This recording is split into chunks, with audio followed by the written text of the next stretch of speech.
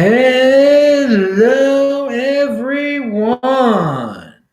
This is Adam Meister, the Bitcoin Meister, the Disrupt Meister. Welcome to the Beyond Bitcoin Show. Today is January the 25th, 2020. Strong hand, unconfiscatable. Bitcoin is the next Bitcoin. Personal responsibility is a new counterculture. Deferral of gratification. Conviction. Golden age. Relentless. All right, guys, how you doing? Hello, my elite friends. Check out all the links below. Follow me on Twitter at TechBalt, TechBalt. Right now, stop watching this show and watch Friday's This Week in Bitcoin show. Mauricio was talking about Venezuela. David Bennett was on. Gigi was on talking German.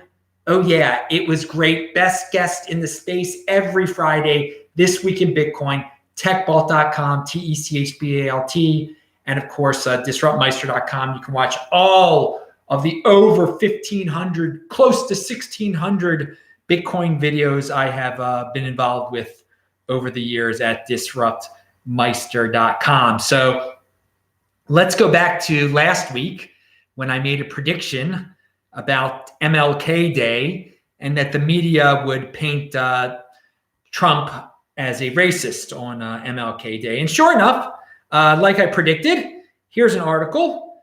Biden speaks against racism, lumps Trump in with KKK during speech before black congregation.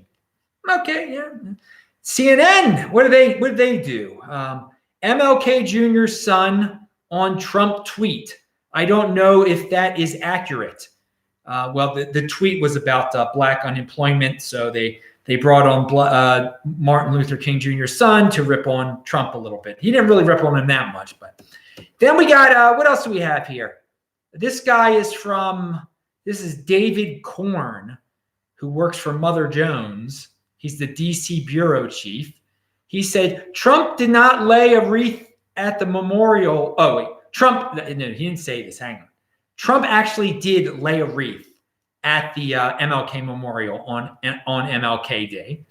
But the Mother Jones DC Bureau guy said Donald Trump didn't tweet one thing about MLK Jr. today. His only tweet mentioning MLK was about Trump himself. All right. So, I mean, obviously there were some people that were, no matter what, they were going to try to paint Trump as a racist on MLK Day, even though he was laying wreaths at MLK's grave. Okay, so that was easy to predict. Another reason not to pay, to get close into the soap opera or to believe, just even pay attention to the mainstream media very much. By the way, guys, if you got questions, I got answers. You type in Bitcoin Meister, I will see it, or you can do a super chat. I will answer your questions. Remember, it's the Beyond Bitcoin show, so try to make it topics that go a little bit beyond Bitcoin, current events, health related, whatever it may be. I was inspired by I forgot who even did this video, but they were talking about resentment, and I hadn't thought about that way of explaining some of the issues that are in the world today. There are so many people in this world that they default into resentment when someone else is doing well instead of gratitude. Or, I mean, if just say, hey, that billionaire produced all these nice products. I'm grateful for that. No, it's resentment. Oh, they must have stolen. Oh, it's only because of privilege that they're a billionaire. Oh God. So, they're not grateful for the examples to follow. They're not great. There's no gratefulness for the privileges that these guys have brought the everyday people. So resentment is a word I'm going to use a lot more these days when talking about the envious people out there. It's an ugly place to be. I don't get it. I don't. Gratitude is so much more relaxing, and you should care about yourself. All right, pound that like button. So someone in my comment section recommended the book, The True Believer by Eric Hoffer. I went to the Wikipedia page because I don't have the book. And I started reading about Eric Hoffer and his book, The True Believer, which is about the people who join these mass movements, whether they be communism. They're people who are unhappy with themselves, so they want to give up the self and join a big movement. And it takes a charismatic leader to inspire these people to join their movement and to give up the self. And my recommendation, and this Eric Hoffer dude, awesome guy. This guy is an individual. This guy is a unique beast, okay? This is something I respect, all right? And another thing I want to say, mass movements, Eric Hoffer wrote that book in the 50s or the 60s. Mass movements have evolved over time. Some cancel culture is a mass movement, and we have a situation where people don't want to be themselves anymore, aren't happy with the self. They have no value in themselves, so they join these social media mobs. They don't think for themselves anymore. And I want to say that I am not a slave to the algorithm. I see someone mentions this Eric Hoffer guy I never heard of before. I go out, I do the research, I learn about him, I increase my knowledge, and I share it with you guys out there. But don't fall into the mass movement trap. Remain an individual. Stay positive. This is another thing. The people that fall into these traps, join these mass movements, and give up being individuals are unhappy. They are unhappy. And many of them were happy at one time. And because things have changed in their lives, they just have given up on everything. Don't be that dude. Guys, we're in the golden age, all right? There's so much opportunity out there, but you as an individual have to go get it. Joining some mass movement, joining cancel culture, it's not going to solve your problems. You're just going to become a mindless cog in some machine. Don't fall for these charismatic leaders. Now, this way of thinking that he describes, just giving up on the self, it can happen even in Bitcoin, and parts of Bitcoin become cultish. And I've discussed this before. Just because someone in these mass movements, there's always an enemy. There is always an enemy. There's always a scapegoat. So if you find yourself blaming other people in the space and say, no, they're not allowed to say that. That's not what what's wrong with someone that has a different opinion? Ignore them if you don't like their opinion. Okay. Don't become some blind follower of one of the dudes out there that tries to become like ultra orthodox Bitcoin-y, like everything else is a scam. Everything, and you find those aren't mass movements, but those are unthinking movements. Use your head, be an individual. All right. And it's social media just today. That is just the ultimate way now of giving up your individuality and just fitting in. Fitting in is a mass movement. That is a mass movement. And as I've said, fitting in is overrated. Pound that like button.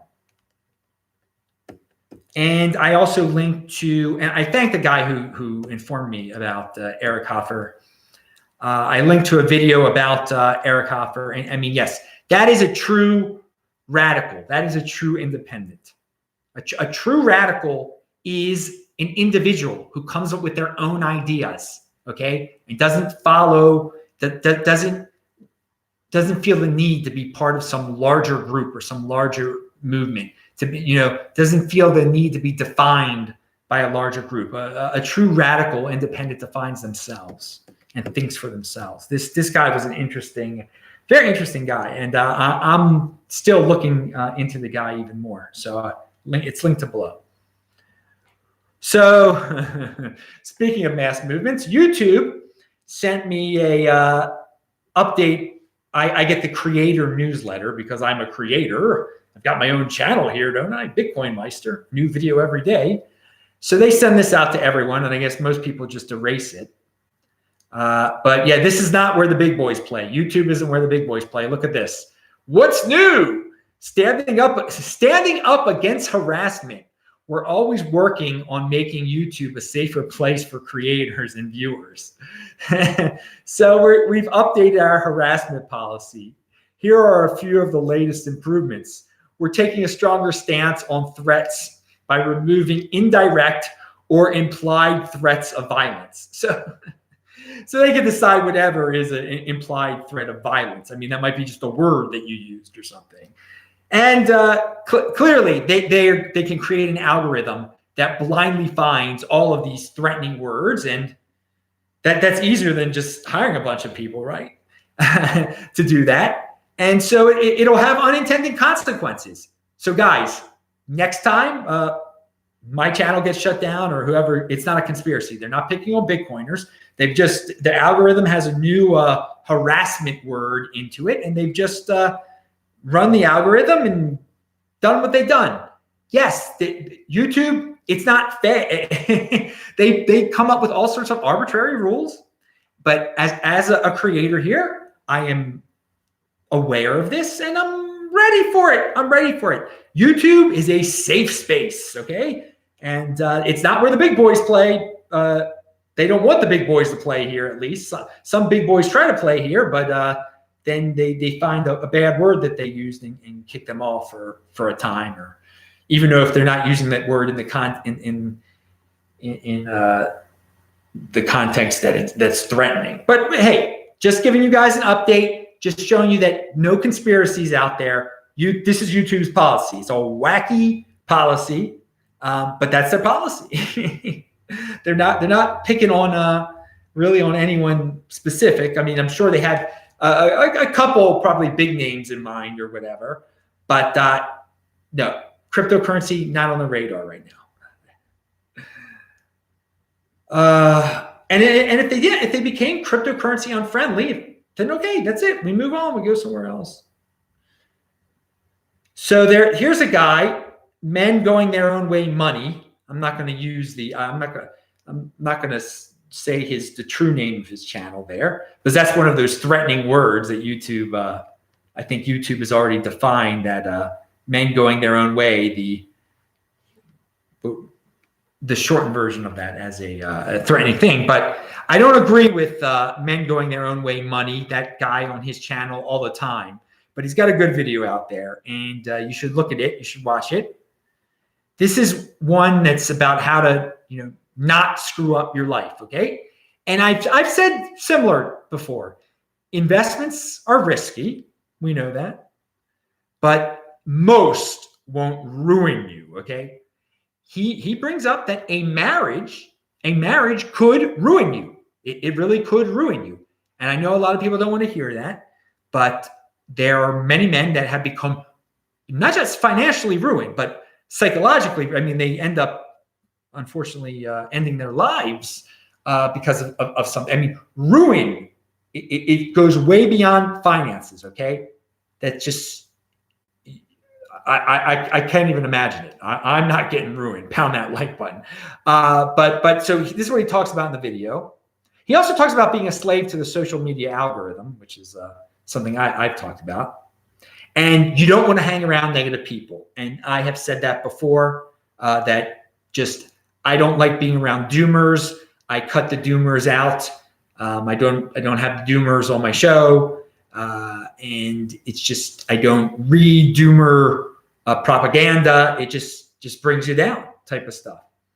And he says in the end, if you can't find any in motion people, he doesn't put it that way, then you've got one right here in him. Because he says, get rid of all the people that hold you down, the doomers, right? The depressing people. Well, if you get rid of all them and then you're alone, well, then what do you got? He says, well, you got me. And I say the same thing, guys. If you're in a situation where you've eliminated all the doom from your life and you find yourself like, wait a second, I have no friends anymore. Well, you come here all the time. You got me. This is a positive source right here. You're always going to get positive light here. So come here. If you've gotten rid of all your doom and maybe you feel a little lonely or something, you're going to get a positive jab over here. Anti-doom in motion right here. Pound that like button. So here's some more from the envy side of things. What were we talking about before? The resentment versus gratitude side of things. Here's some nice resentment in a title. 22 men own more wealth than Africa's 326 million women, Oxfam says. So what? I mean, the 326 million women in Africa, they can do their own thing. They can be successful in their own ways. Who cares that 22 men own more wealth than all those women in Africa combined? One of those women in Africa could become richer than all those men. Maybe she'll produce the next great world-saving technology. I don't know. I mean, it's envy again. It's the way these headlines are framed. They're clickbait, but they bet that people are envious and that there's a lot of resentment in this world. And they're correct, so people click on it. 2,153 billionaires are richer than 4.6 billion people. Again, who cares? But if I like that there are 2,153 billionaires. They've made a lot of great things. They made this computer. It made my life a lot easier. I'm grateful. I have nothing against them. So that's a CNN article.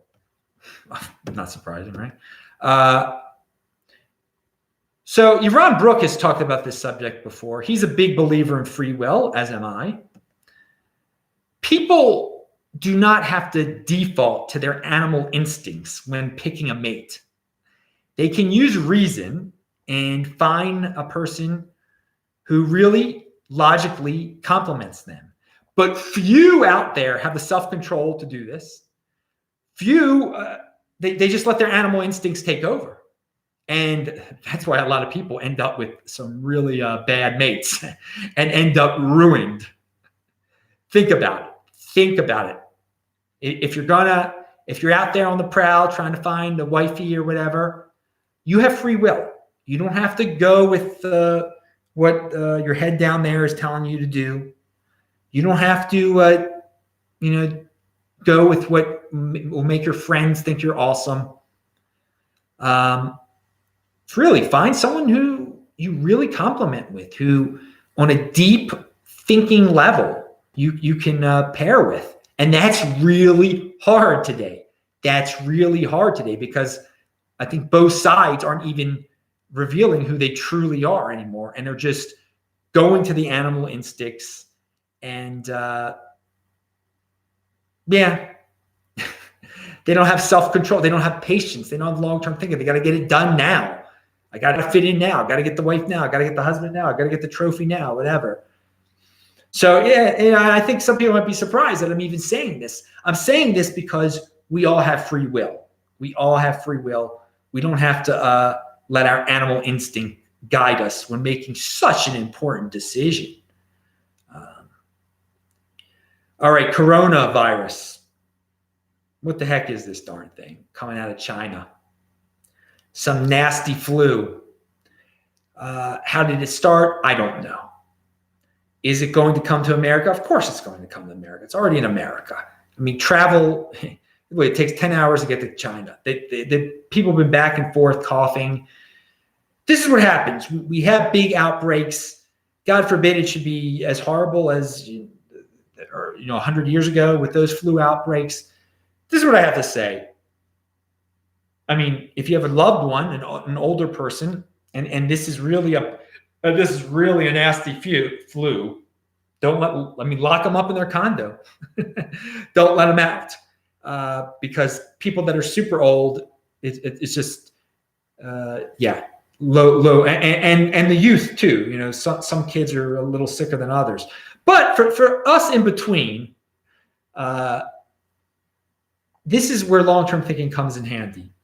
If you have been living a pretty healthy lifestyle, not eating that much sugar, not eating sugar at all, and unless it's in fruit and other natural ways, no processed foods. If you're thin, if you stay in motion, if you exercise, if you fast, you've restarted your immune system, you're going to have a good immune system. Now, is that 100% guarantee that you're not going to get this thing? No, it's not. But it really helps. It really helps to make sure you don't get the flu every year. It really helps to make sure that you don't need to get the freaking flu vaccine, which a lot of people get sick from, get the flu from.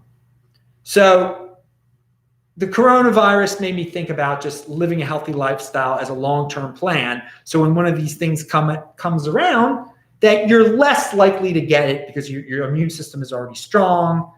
The other thing, if you're raising a kid today, I gotta say, I mean, don't spaz out with the freaking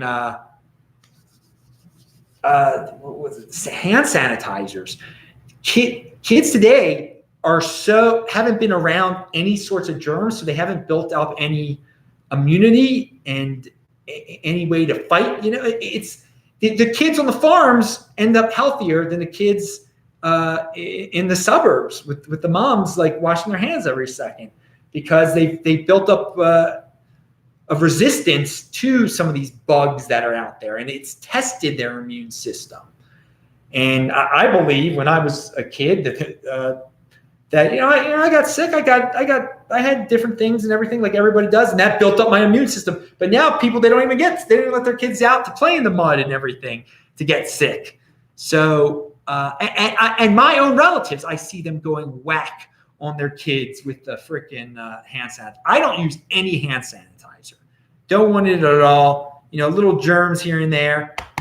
My immune system takes them out and makes me stronger in the end of the day. All right. But long-term thinking, get healthy now, so you won't be in a rush to get healthy, just in case you won't be in a rush to build up your immune system, just in case this thing is as nasty as some people think it might be. All right. Vention, speaking of a man making himself healthy, he's got a question. I don't know if it's important, but I haven't gotten a cold since I got cancer. Megadosing on C, 2,000 milligrams 4 times a day as part of fighting cancer. Maybe it actually helps with. Yeah, I've heard that your vitamin C probably has something to do, because there are a few people that said, now the flu's coming, start taking vitamin C. Vitamin C. I don't. Hey, it's not hurting you, dude. It's not hurting you. But otherwise, you've gotten rid of a lot of nasty things from your life too. So those things were weakening your immune system. So getting rid of those things might be the reason you're not getting a cold. But adding the vitamin C probably is also good. But hey, and Vention, I'm glad you're documenting all of this so everyone can learn from your experience. Because you've tried a few different things, and there have been some mistakes along the way and everything. I watch all your videos, so. And everybody should watch Vention's videos because he does have cancer, and he's fighting it many different ways, and he's lost almost 100 pounds now because of fasting and eat. Well, it's not just because of fasting. First of all, it's because he's eating healthy. He got rid of the carbs, and it just starts falling off. And I guess all of his original clothes, nothing fits him anymore, that's what happens when. All right, and he looks good. He looks. You can see his old video when you're watching one of his videos. YouTube, the algorithm shows you some of his old ones, and you see his face. It's all puffy in the old ones, and now it's more like mine. Chiseled face now. But yeah, it doesn't matter what he looks like. It's the inside that he's fixing up in there. Okay, the losing 100 pounds is a bonus. The goal is to get rid of the nasty cancer in there. All right. So what do we have here? Last time, or recently, someone in the, I want to clear this up, and I've talked about this before. Someone said my last name is Meister. That is my last name. My real name is Adam Meister, the Bitcoin Meister. Pound that like button. But someone said something like, "Yeah, your German last name, your German heritage." No, I'm not German at all. It's a made up last name.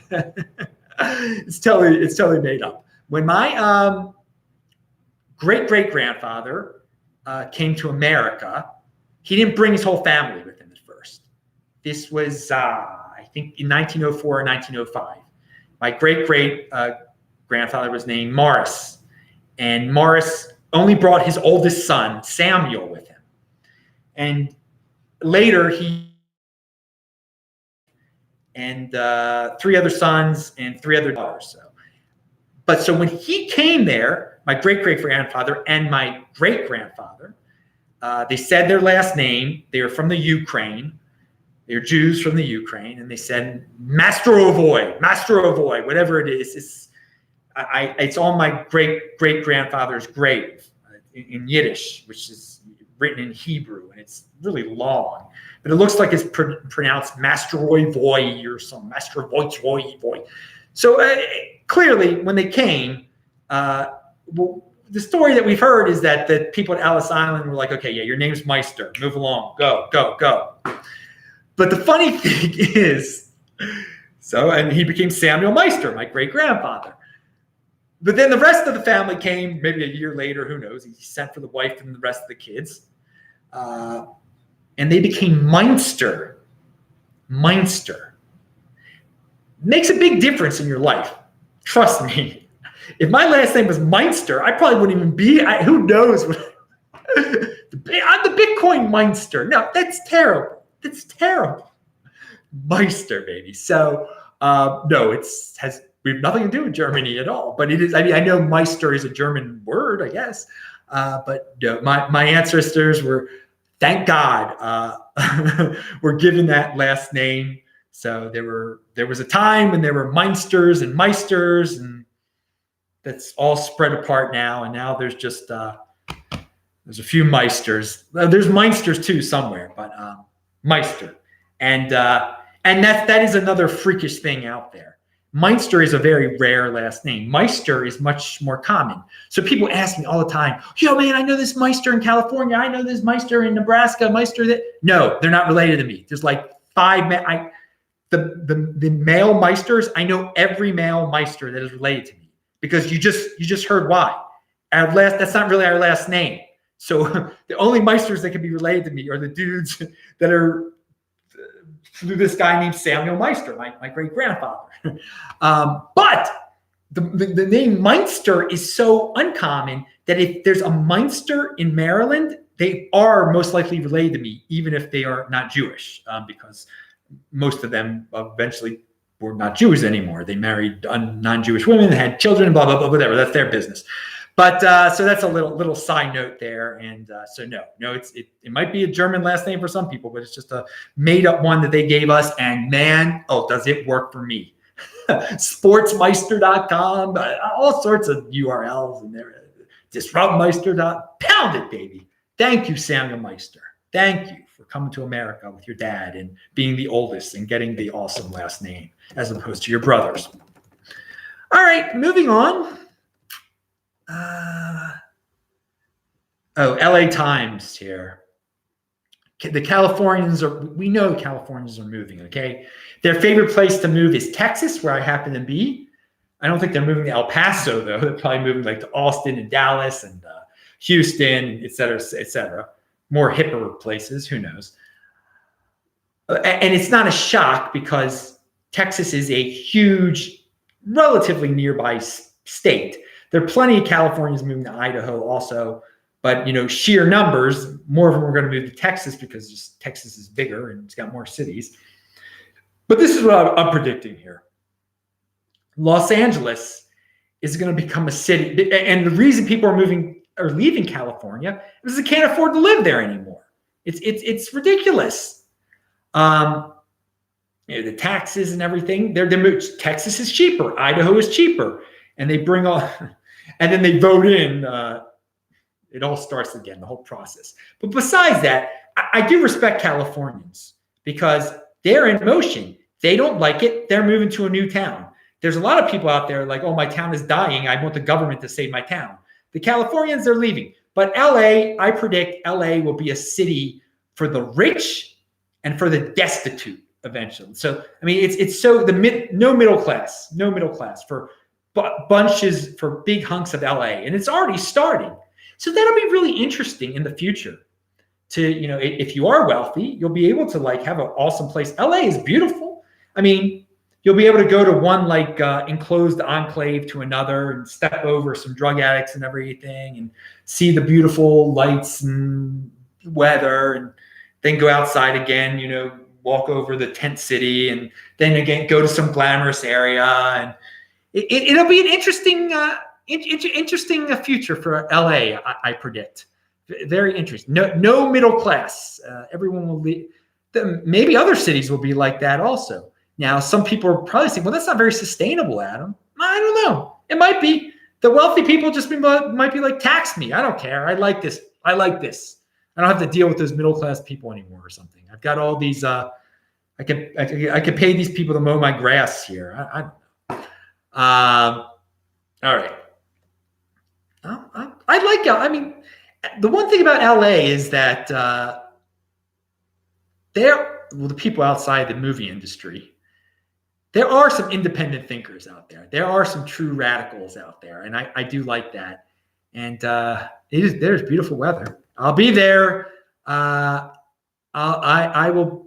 Of all the liberal cities out there, LA is truly the most original. Like, it's got some really original dudes in it that don't fit in at all. And again, there are plenty of people that worship at the altar of wokeness and all that. But then there are people that don't give a flying, what either. And Ben Shapiro's there. There are some conservative voices there. It's a decentralized place. You never know what you're going to get there. It's not like San Francisco seems like you get kicked out if you're if you're not uber liberal there inside the city. Anyway, not physically kicked out, but it's just people. It's so liberal there in San Francisco. It's different than the LA feel. There's a different feel and an originality in LA. But I will be that. I will be in LA starting what day? February 12th. So that'll be good to be in that insanity where the middle class is being will soon be gone. But I get to enjoy it. All right. Bank rate. Here's the same story as last year and the year before and the year before, but might as well share it. Bank rates. And if anyone's got any questions, you type in Bitcoin Meister there, guys. John is in Malibu. He says, Malibu, baby. What's he say there? Malibu. I'm an hour from LA. Different world out here. Also, eventually said, thanks, brother. Win or lose, I'm documenting this. This info needs to circulate. Yes, it does. And here's some info. Bank Rates January Financial Security Index survey reveals that just 4 in 10 American adults, 41%, would cover the cost of a $1,000 car repair or emergency room visit using savings. Okay, so only 41% of Americans have like $1,000 of savings. The findings echo what previous bank rate studies and others, including the Federal Reserve and Pew Charitable Trust, have found about Americans' lack of rainy day savings. Yeah, we get it. The people spend. They do not plan for emergencies. They do not value saving. So if you're watching this show and you're a long-term thinker and you're saving, you're way ahead of the game because these dudes are not changing. And if you think Bitcoin is going to change the 41% of the people that don't have $1,000 to their name, you're wrong. Okay, they're going to stay that way. They're just going to stay. Don't try to cure them or anything. You worry about yourself. Don't worry about those dudes. Bitcoin could be totally successful if all those dudes who don't have $1,000 for a car repair, who have to go into debt on their credit card or take out a payday loan or whatever, if they never get into Bitcoin, it's fine. Don't worry, it's fine. But I do want to say this for all of the people. Here was another question, and this is a lesson for all of you. How much was the largest unexpected expense you or an immediate family member faced last year? Among those who said they faced a financial emergency, 29% of those people said their emergencies were $5,000 or more, and 71% were over $1,000. So guys, it is a really good idea to have $5,000 available. Just be it in Bitcoin, be it whatever, to be able to get $5,000 without going into some horrible type of debt, okay? And house expenses, it doesn't say what type of emergencies they face, but the more assets, the more things you're dabbling in, real estate, wives, other risky investments, all right? The more likely you're gonna get into an emergency. And if you're not keeping yourself healthy, all right, the more likely you're gonna have a $5,000 or more emergency. So, I mean, the best thing to do is save, be a long-term thinker, have a rainy day fund, have some real wealth just in case you need to cover that $5,000 emergency. Because there are a lot of people, according to the statistic, 29% of the people last year who faced emergencies, they were bigger than $5,000. So people watching the show someone watching this show is going to face a $5,000 emergency in the year 2020. It's just that those are the numbers right there. And maybe some of you will be prepared. I faced, I've had, when I had a house, what was the roof? How much did the roof cost? It wasn't 5,000, but it was way over 1,000. Was it over 15? I don't. No. Once it was 4,000. Once. Oh God, it was something. Good luck, guys. Good luck, real estate holders. All right. Here's a health tip or something healthy that I did. The synagogue that I've been going to here. And the rabbi, I give him a shout out today. He was talking to me about tzedakah, which is charity. He wants me to mention a charity article. He's going to send me the article. So I'll mention it for you guys next week. But to walk from where I am near UTEP up to the Chabad is, and with a little bit of a detour, is a 12-mile round trip. Okay, so I walked over 12 miles today. It was probably 13 miles because I also walked. So guys, walk. There's a health tip. Not only do I run 20 miles a week, but I ended up walking every Saturday. I'm in El Paso. I'm walking 12 miles, it appears. And for the second time out west, this happened to me in Tucson. I didn't mention this to you guys, but it also happened to me this morning. A person in a truck pulls up to me and says, "You going that way?" And they offer me a ride into the truck.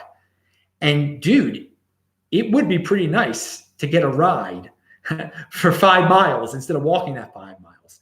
But I declined. Do you know why I declined? Because there's that short-term benefit of jumping in that dude's car. But then there's the long-term thinking. How about when I jump into that dude's car, he injects me with some needle that makes me pass out, and I end up in his dungeon or something like that. So I said, no, thanks. And I just said, and he went his merry way. I mean, it is kind of odd. Some dude, 9 a.m. in the morning, just sees you. Hey, you need a ride?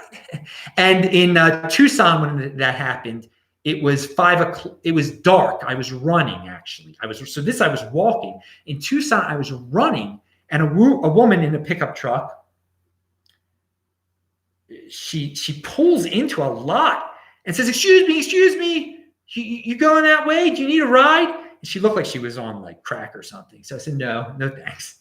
So I assume she just wanted to give me a ride and ask me for money at the end of it.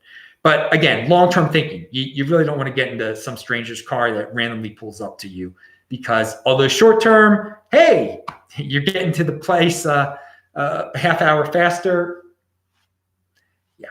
In this day and age, unfortunate. All right, let's leave it on this note here. I know there's a lot of people that don't like Goldman Sachs and think they're the devil and everything.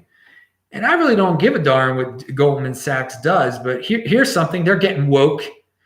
Goldman won't take companies public that don't have at least one diverse board candidate, CEO says.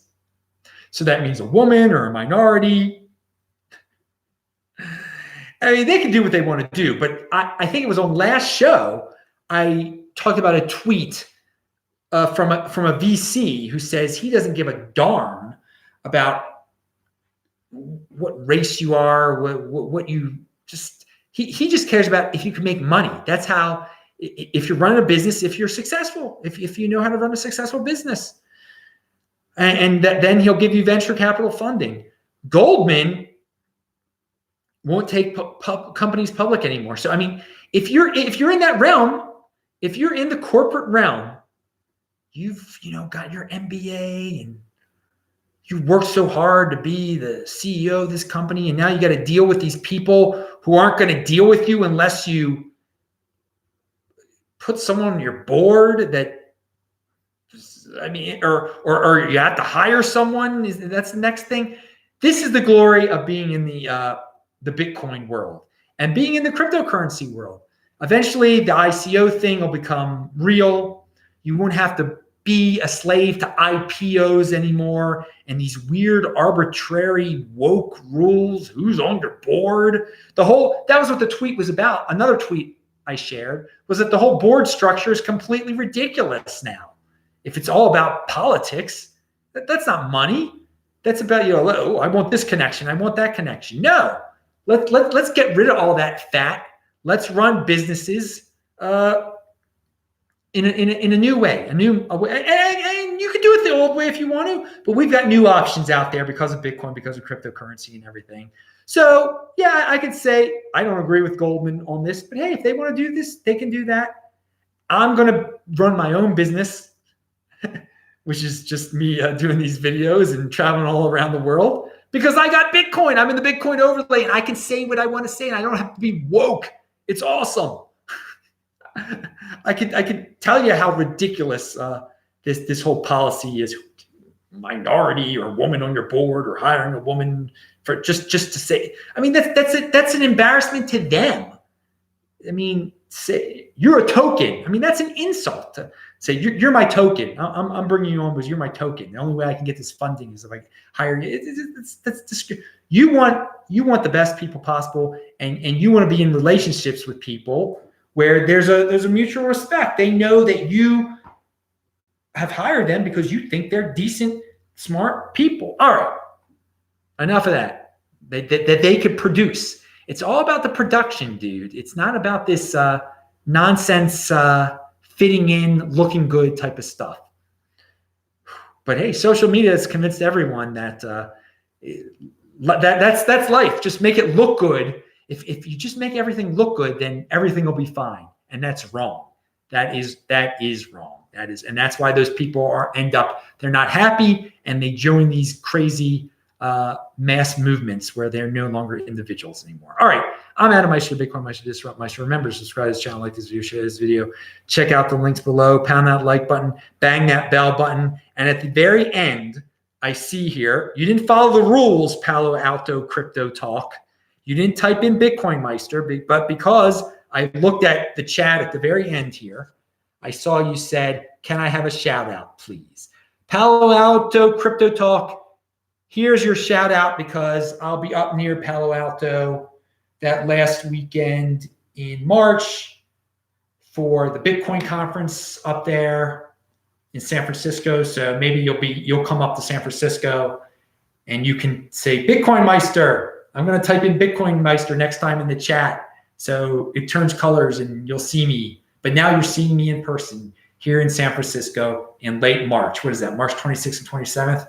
So, and Palo Alto is beautiful. So is Mountain View. So is Sunnyvale. They're way too crowded with the cars. It's ridiculous, but they are beautiful. I'm familiar with them. And Stanford is beautiful also. See ya.